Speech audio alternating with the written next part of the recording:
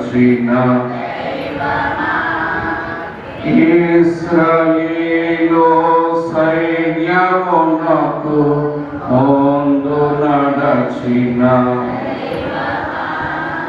నీవు మాతో కూడా నుండి మమ్ము నడిపించుమా. నీవు మాతో కూడా నుండి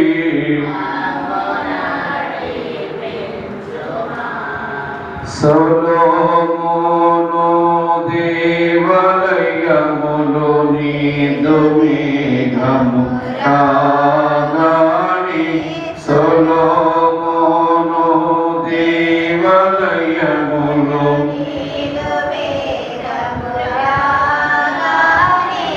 యాజకులు నీ తేజ మహిమకు నిలువలేక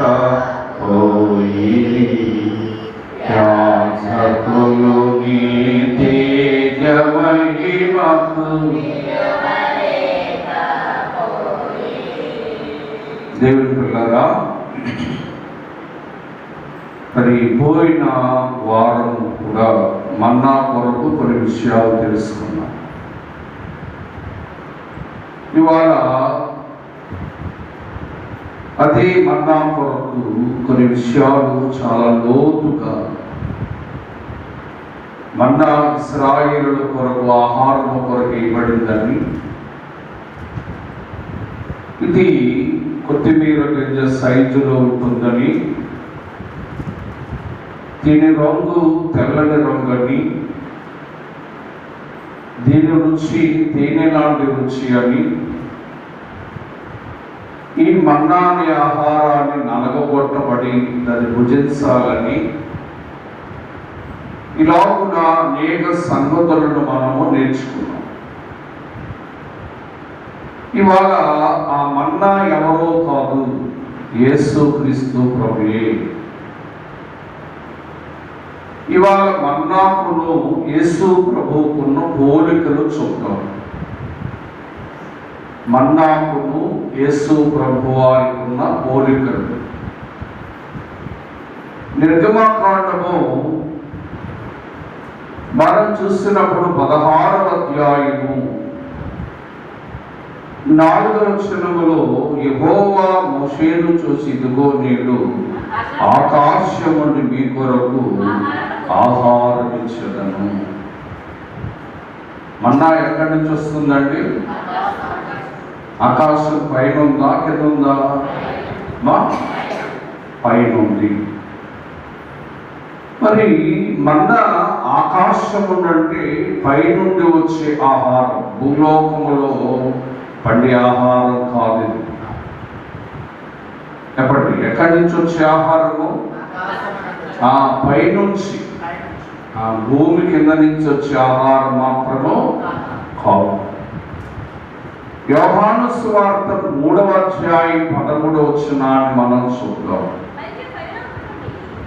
మరియు పరలోకము నుండి యేసుక్రీస్తు ప్రభువారు కూడా ఎక్కడి నుంచి దిగి వచ్చారు? పరలోకం అంటే ఎక్కడ? కింద, పైన? మన్నా పైనుంచి దేవుడు ఆకాశం నుండి కురిపించాడు. ఈ ఆహారము పైనుండి వచ్చిన ఆహారం. యేసుక్రీస్తు ప్రభువారు భూ సంబంధి కాదు. యేసుక్రీస్తు ప్రభువారు పైనుండి వచ్చాడు. ఆయన తండ్రి సముఖములో ఉండేవాడు. ఆయన తండ్రి సన్నిధిలో ఉండేవాడు, అనగా పరలోకములో, పైలోకములో ఉండేవాడు. నరుల రక్షణార్థమై భూలోకమునకు వచ్చాడు. మన్నా ఎలాగ పైనుంచి భూలోకమునకు వచ్చిందో, యేసుక్రీస్తు ప్రభువారు కూడా పరలోకము నుండి, అనగా పైలోకము నుండి భూలోకమునకు వచ్చిన దేవుడిగా మనము చూస్తూ ఉన్నాం. ఇక మన్నా 16వ అధ్యాయం 31వ వచనాన్ని మనం చూద్దాం. ఇశ్రాయేలు దానికి మన్నా అని పేరు పెట్టింది. అది తెల్లగా ఉంది. మన్నా రంగు ఎలా ఉంది? అందరూ చెప్పాలి. ఎలా ఉంది? తెల్లగా ఉంది. దాని రంగు తెల్లని రంగు. ఈ తెల్లని రంగు దేనికి సాదృశ్యంగా ఉందంటే పరిశుద్ధతకు సాదృశ్యంగా ఉంది. స్నేహితులారా, ఈ తెల్లని రంగు పరిశుద్ధతకును పవిత్రతకును సాదృశ్యంగా ఉంది కదా. లోకాసు వార్త మొదటి అధ్యాయము 35వ వచనాన్ని మనం చూద్దాం. మరియతో దేవదూత అంటున్నాడు, దూత పరిశుద్ధాత్మ నీ మీదకి వచ్చినప్పుడు సర్వోన్నతుని శక్తి నిన్ను కమ్ముకొనిన కనుక పుట్టబో శిశువు యేసు ప్రభువారు ఎవరట? ఏమా మన్నా తెల్లగా ఉంది. తెల్లని ధనము, తెల్లని రంగు పరిశుద్ధతకు సూచన. యేసుక్రీస్తు ప్రభువారు ఈ లోకానికి ఎలాగొచ్చాడు అంటే పరిశుద్ధుడిగా వచ్చాడు. ఏ పాపము లేనివాడిగా వచ్చాడు. పరిశుద్ధాత్మ చేత జన్మమును కలిగిన వాడి. దేవదూత అంటుంది, మరియా నీ గర్భమున పుట్టబో శిశువు పరిశుద్ధుడు. ఎవరి? దేవుని కొరకు దేవదూతలైన వారంటారు. సైన్యమునకు అధిపతి యెహోవా పరిశుద్ధుడు పరిశుద్ధుడు పరిశుద్ధుడు, సర్వలోకమైన మహిమతో నిండి ఉంది. అంటే యేసుక్రీస్తు ప్రభువారు పరిశుద్ధుడై ఉన్నాడు.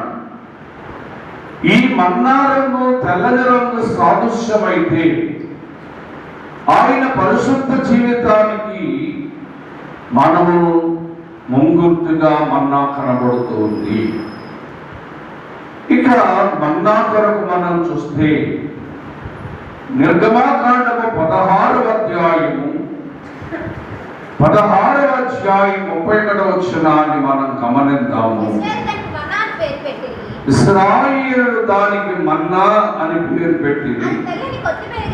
అది తెల్లని కొత్తిమీర గింజవలే ఉండెను. ఇలాగా కొత్తిమీర గింజ అంటే చాలా చిన్నది. ఎంత ఉంటుందమ్మా కొత్తిమీర గింజ? చెప్పండి. చాలా చిన్నది. అంటే ఈ కొత్తిమీర గింజ చిన్నదిగా, చాలా చిన్నదిగా మనం చూస్తాం. యేసు ప్రభు యొక్క తగ్గింపు జీవితాన్ని చూపిస్తుంది ఈ గింజ. ఆయన ఫిలిప్పీయులకు రాసిన పత్రికలో 2వ అధ్యాయము, ఫిలిప్పీయులకు రాసిన పత్రిక 2వ అధ్యాయం 7-8 వచనాలు మనం చూస్తే ఆయన దేవుడై ఉండి తనను తాను తగ్గించుకొని మనుష్యునిగా పుట్టాడు. ఇదే తగ్గింపు. ఆయన దేవుడై ఉండి దాసుని స్వరూపాన్ని ధరించాడు. తనను తాను ఏమీ లేనివాడిగా చేసుకున్నాడు.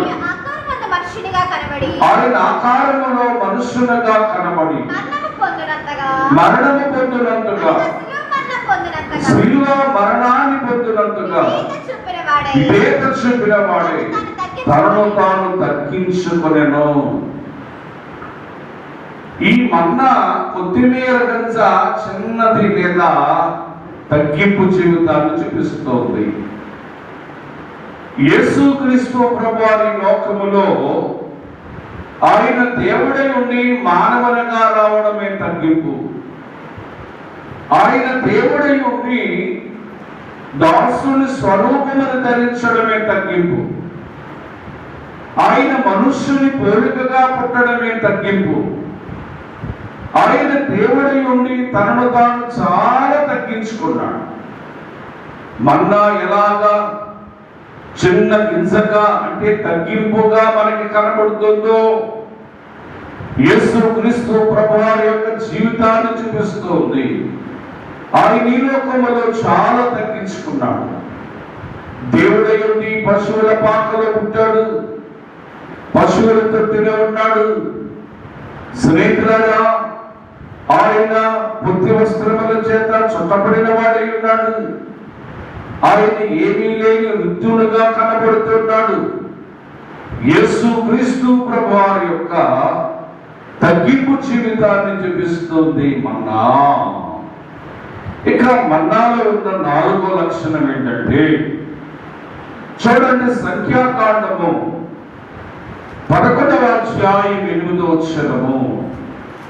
సంఖ్యాకాండము 11:8 వచనం. జనులు తిరుగుచు మన్నాను కూర్చుకున్నచు తిరుగుతూ ఇసిరి రోడ్డులో దంచి పెనమ మీద కాల్చి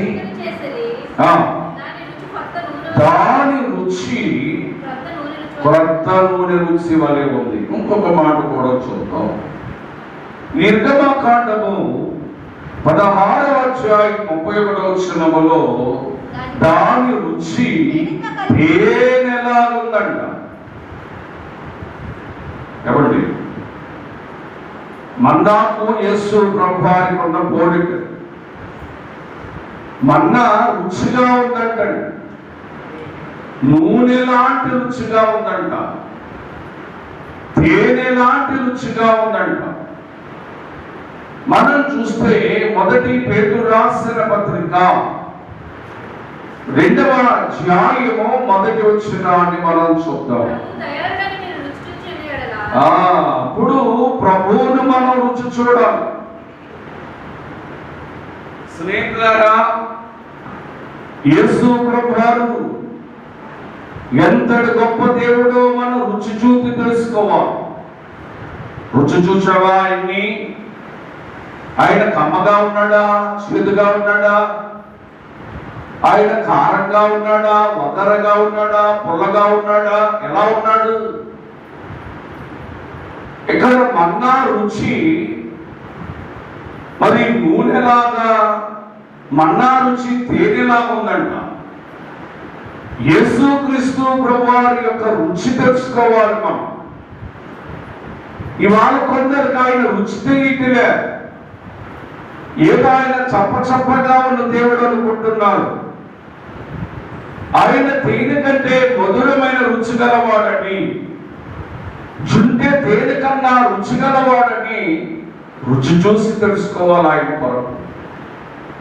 దేవుని పిల్లరా, ఇవాళ దేవుని కొరకు మనం తెలుసుకోలేకపోతున్నాం.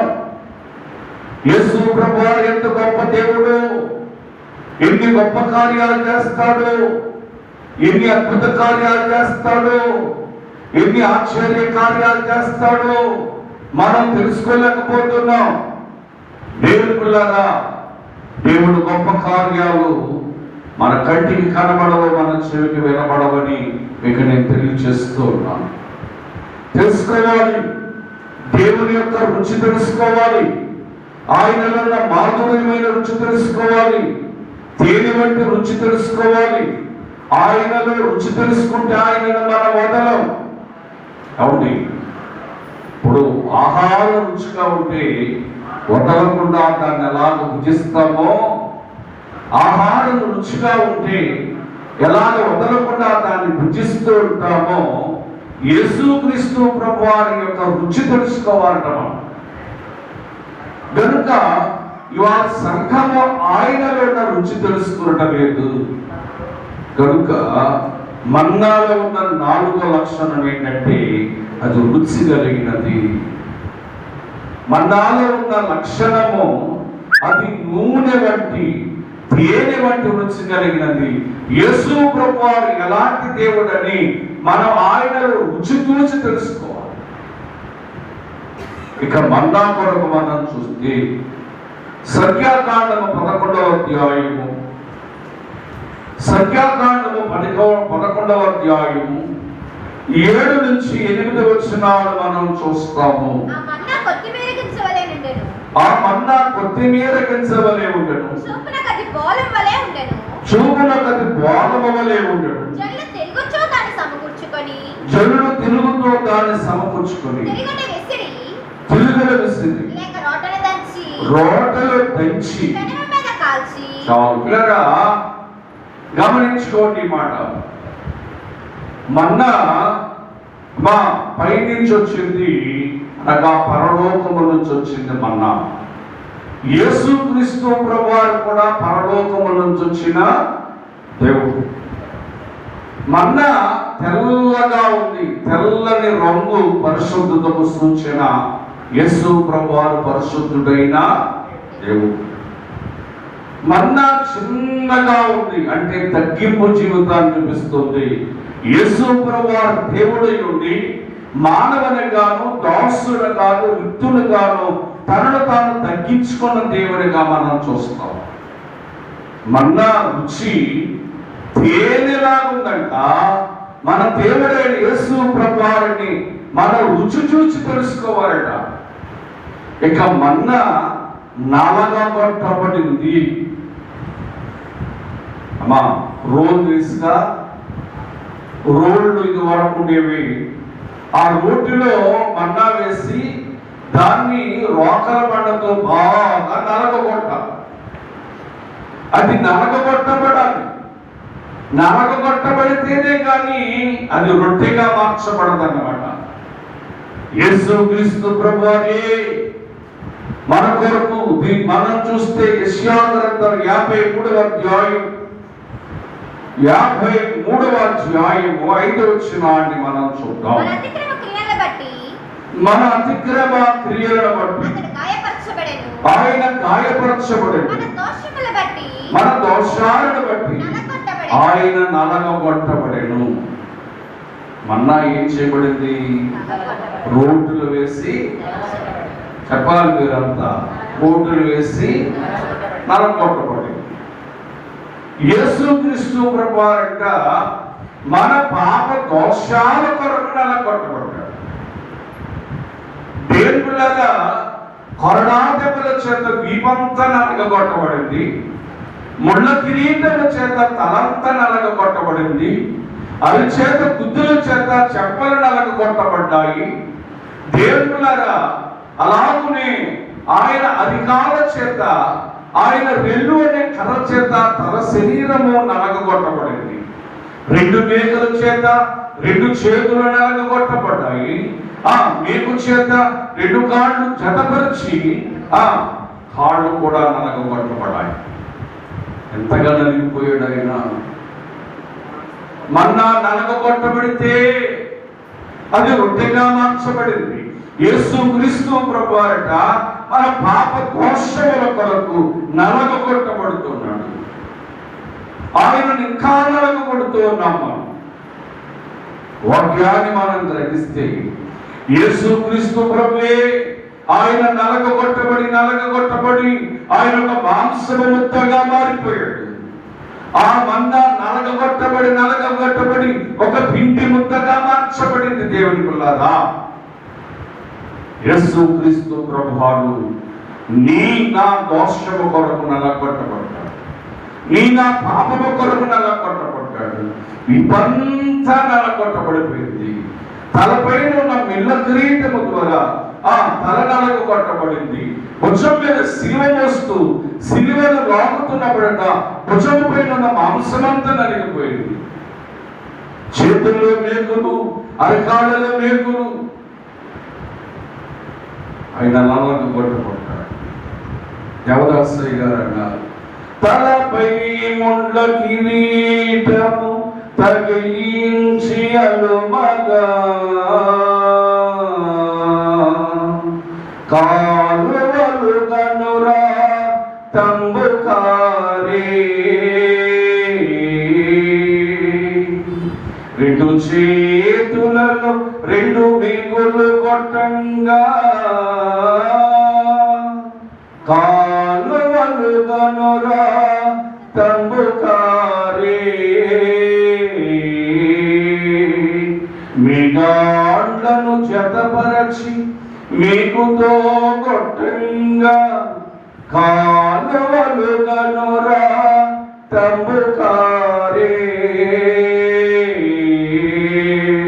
పిల్లరా, యేసుక్రీస్తు ప్రభువారు నలగొడుతూ ఉంటే కాలువగా ప్రవహించిందంట రక్తం, కాలువలుగా ప్రవహిస్తుందంట కలవరిగిరి గొట్టమే నుంచి రక్తము. అంతగా నలగొట్టబడ్డాడు యేసు ప్రభువారు. మన్నా రోడ్డులు వేసి నలగొట్టబడి ముద్దగా మార్చబడితే యేసుక్రీస్తు ప్రభువారట శిలువ పైన వేయబడి ఆయన నలగొట్టబడినప్పుడు మాంసము ముద్దగా మార్చబడ్డాడని మనం గ్రహించవలసిన వారమై ఉన్నాం. ఇక మన్నా నిర్గమాకాండము 16వ అధ్యాయం 16వ వచనాన్ని మనం చూద్దాం. మోషే ఇది తినుటకు యెహోవా మీకు ఇచ్చిన ఆహారము. దేవుడులారా, మన్నా దేవుడు ఇశ్రాయేలుకి దేనికి ఇచ్చాడంటే తినడానికి ఇచ్చాడంట. దేనికి ఇచ్చాడు? తినడానికి ఇచ్చిన ఆహారం. మనం చూస్తే యోహాను సువార్త 6వ అధ్యాయము 35వ వచనాన్ని మనం చూద్దాం. అందుకు యేసు వారితో ఇట్లా నేను ఆయన అంటున్నాడు, జీవాహారమును నేనే, నా యొద్దకు వచ్చేవాడు ఏ మాత్రమును ఆకలి కొనడు. దేవుని స్తోత్రం. మన్నా తిన్న వారికి ఆకలి వేసేది. పిల్లరా, మన్నా ఏంటంటే ఆహారంగా ఇచ్చాడు. కానీ యేసు ప్రభువారు మన కొరకు ఎలాగ మార్చబడ్డాడంటే జీవాహారముగా మార్చబడ్డాడట. మన్నా తిన్నవారికి, ఆహారము తిన్నవారికి ఆకలి వేసేది మరలా జీవాహారం అని యేసు ప్రభు యొక్క శరీరముల రక్తము తిన్నవారికి ఆకలి ఉండదు. ఈ ఆహారము పరలోక సంబంధమైన ఆహారం. మన్నా తిన్నవారు ఆకలి అనేవారు, కానీ యేసు ప్రభు వారి యొక్క శరీరమును, యేసు ప్రభు యొక్క రక్తమును భుజించిన వారికి ఆకలే ఉండదంట. కనుక మన్నా ఇశ్రాయేలులకు ఆహారముగా దేవుడిస్తే సర్వ ప్రపంచానికి ఆయన శరీరమును ఆహారముగా ఇచ్చాడు. అది ఆహారం అంటే జీవాహారముగా మనకిచ్చాడు. నా శరీరమును తినువాడు, నా రక్తమును త్రాగువాడు నిత్య జీవము గలవాడని ప్రభువు చెప్పాడు కదా. ఆయన శరీరాన్ని మనం తినాలి, ఆయన రక్తాన్ని మనం పుచ్చుకోవాలి. దేవుని పిల్లలారా, కనుక మన్నా ఇశ్రాయేలులకు ఆహారం ఇస్తే యేసుక్రీస్తు ప్రభువారి ఆహారముగా మన కొరకు దిగి వచ్చాడు. ఆహారముగా మార్చబడ్డాడు, ఆహారముగా నలగొట్టబడ్డాడు, ఆహారముగా కాల్చబడ్డాడు, ఆహారముగా మన నోటికి అందింపబడుతూ ఉన్నాడు. అది జీవాహారమైన ఆయన శరీరం అనే రొట్టె అని మనం గ్రహించాం. ఇక మన్నా బలమైన ఆహారం. నెహెమ్యా గ్రంథం 9వ అధ్యాయం 21వ వచనములో, నెహెమ్యా గ్రంథం 9:21వ వచనం, నిజముగా అరణ్యములో మన్నా ఏమీ తక్కువ కాకుండా 40 సంవత్సరాలు వారిని పోషించితివి. వారి వస్త్రాలు పాతగెళ్ళలేదు, వారి కాళ్ళకు వాపు రాలేదు. చాలు. ఇప్పుడు ద్వితీయోపదేశ కాండము 34:7 వచనం,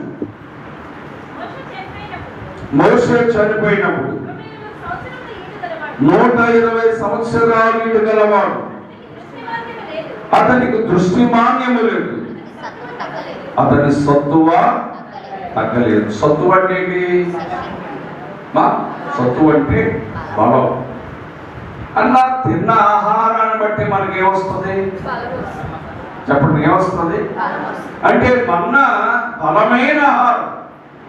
40 సంవత్సరాలు ఇశ్రాయేలు నడిచినా కాళ్ళు వాయలేదంట. 40 సంవత్సరాలు వారు అరణ్యములో ప్రయాణం చేసిన కంటి చూపు తగ్గలేదంట. 40 సంవత్సరాలు అరణ్యములో ప్రయాణం చేసిన ఏ మనుష్యుని బలం కూడా తగ్గలేదంట. అంటే మన్నా వారికి ఏమిచ్చిందంటే బలం ఇచ్చింది.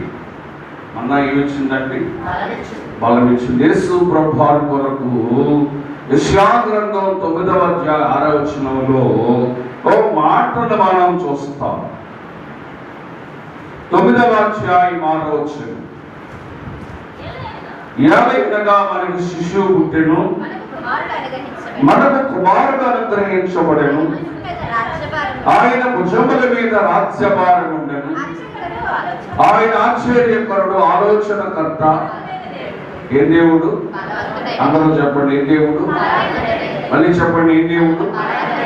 బలవంతుడైన. మన్నా బలమైన ఆహారం అయితే యేసుక్రీస్తు ప్రభువారు బలవంతుడైన దేవుడు.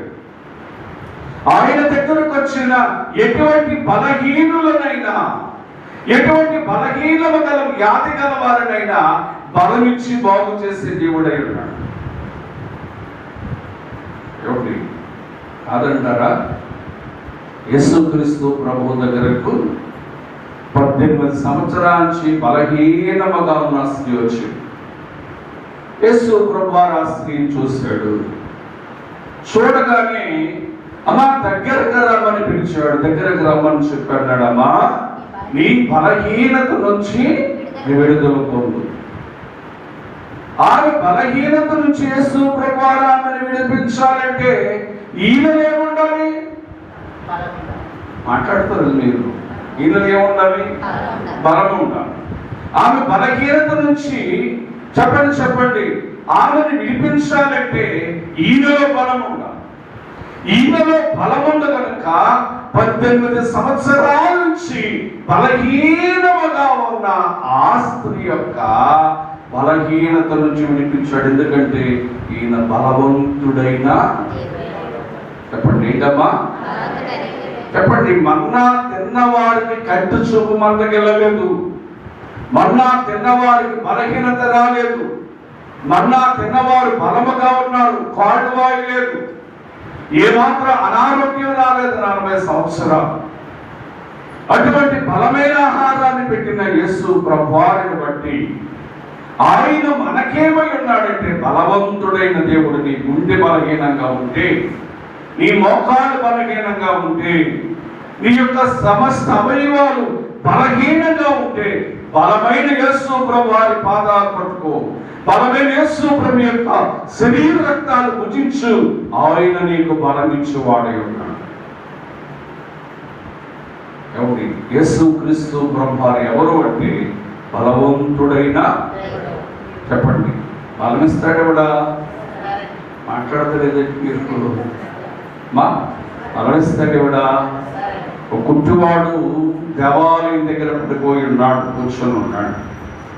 పేతురు యోహానులు అన్నారు, యేసు నామమునే నువ్వు లేచి నడవమనగానే వారి కాళ్లకు, చీలమండలకు, నరములకు బలం వచ్చిందంట. దేవుని స్తోత్రం.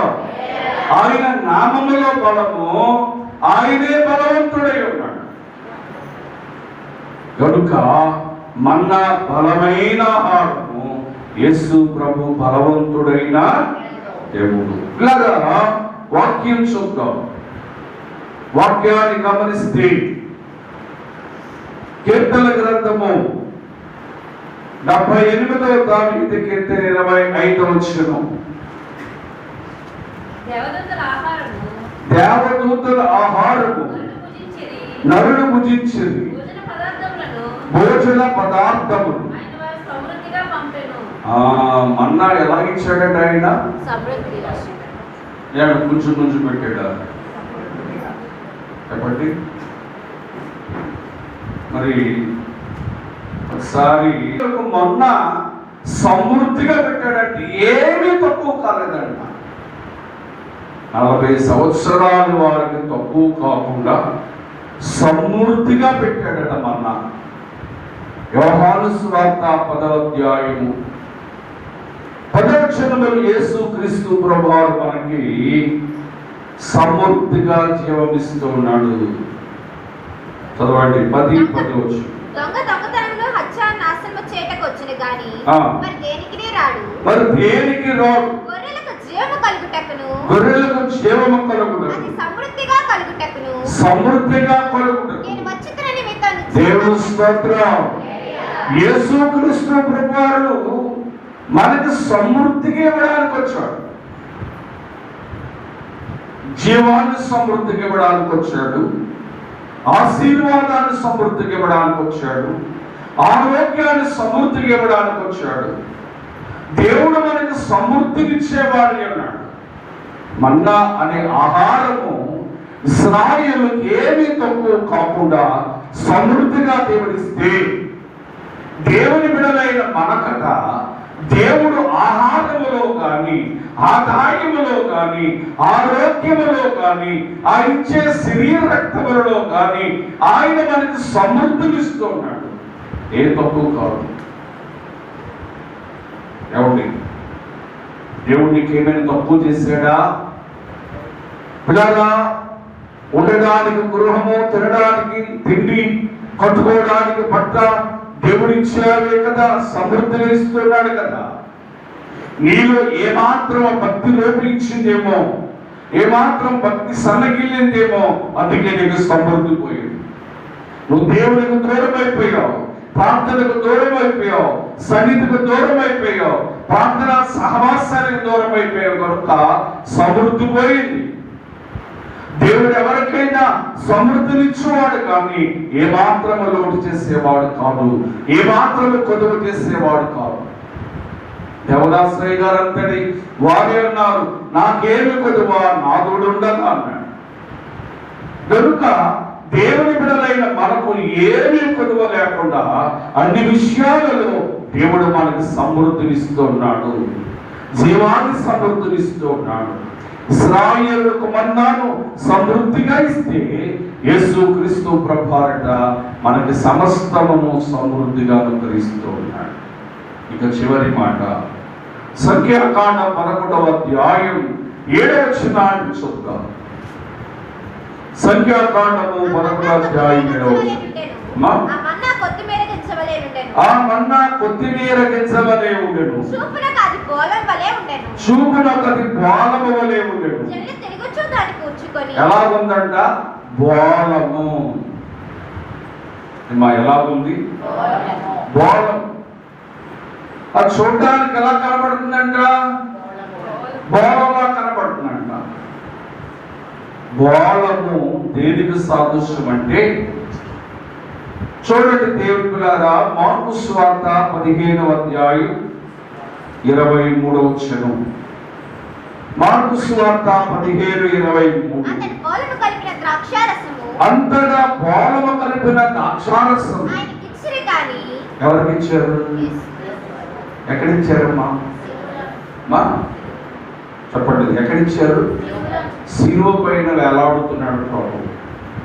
శిలువ పైన వేలాడుతుంటే ఆయన ఉన్నాడు, దాహం దాహం అనగానే బోళము కలిపిన ద్రాక్షారసము ఆయన ఇచ్చాడు. ఏం కలిపిన ద్రాక్షారసం? బోళం కలిపిన ద్రాక్షారసం.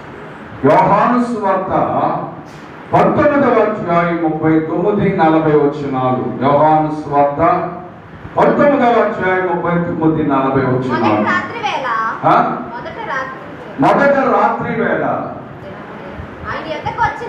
ఆయన వద్దకు వచ్చిన నికోదేము బోళముతో కలిపిన అగరు రవారమి 150 సేరుడు ఎత్తు తెచ్చెను. ఇప్పుడు బోళం తెచ్చారంట. ఎవరండి తెచ్చిన వాళ్ళు? నికోదేము. ఎందుకు తెచ్చాడా? ఎందుకు పోస్తారు బోళం? బోళం చేదుగా ఉంటుంది అనమాట. ఎలా ఉంటుంది? చేదుగా ఉండి మంచి సువాసన గలగా ఉంటుంది.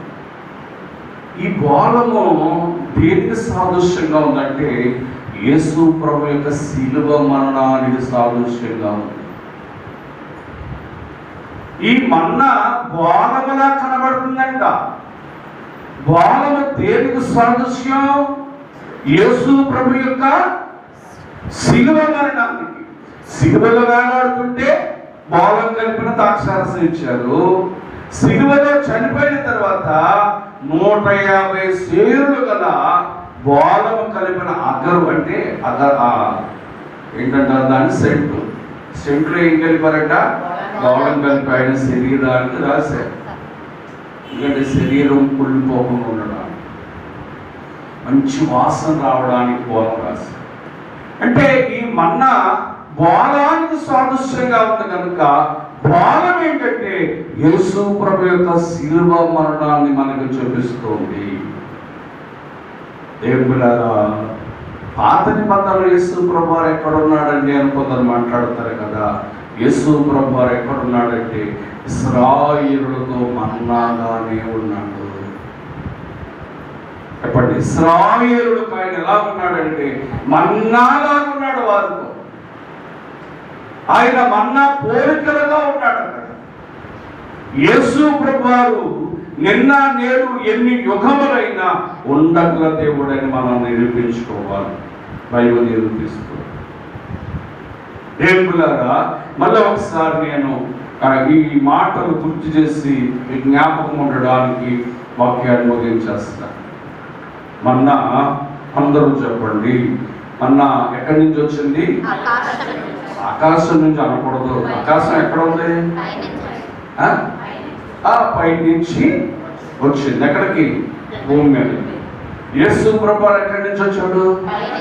పై నుంచి ఎక్కడికి వచ్చాడు? భూమి మీదకి వచ్చాడు. మన్నా రంగు ఏ రంగు? తెల్లని రంగు పరిశుద్ధతకు సూచన. తెల్లని రంగు పరిశుద్ధతకు సూచన.